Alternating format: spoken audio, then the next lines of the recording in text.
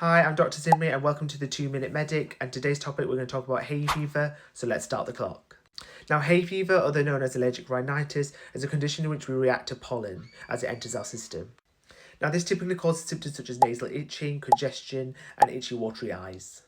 Now, there are three main types of pollen allergy. You've got your tree, grass, and weed pollen allergy, with grass pollen allergy typically occurring in mid-May, June, and July, and it's the most common type. So if your symptoms tend to occur in those months of May, June and July, then you probably have grass pollen allergy. Now, pollen tends to peak in the morning and early evening, so please shut your doors and windows to reduce your pollen exposure. It's also worth considering showering in the evenings or after outdoor activities to reduce your pollen exposure. Now, trying a non-sedative antihistamine for mild symptoms of hay fever may be more than enough for you, something like loratadine.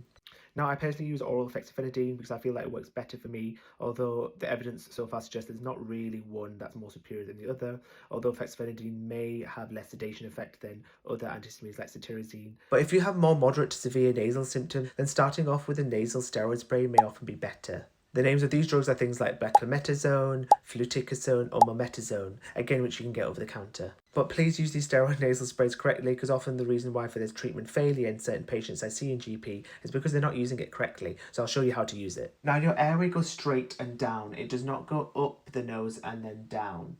So often people get the mistake of shooting up the nose. It drips out the nose and it doesn't work. So you need to look down, point the nozzle towards the ear and spray towards the ear. Now, if either of these don't work, you can use a combined method with an oral antihistamine plus a nasal steroid spray. And again, if that doesn't work, your GP can prescribe further prescriptions of a combined spray called Dymista, which has fluticasone, plus azelastine, which is an antihistamine used as a nasal spray. Now, for refractory treatment or inflammatory rhinitis, you may need very potent topical nasal drops or a course of oral steroids like prednisolone, or even an ENT referral at this point. Hope that helps.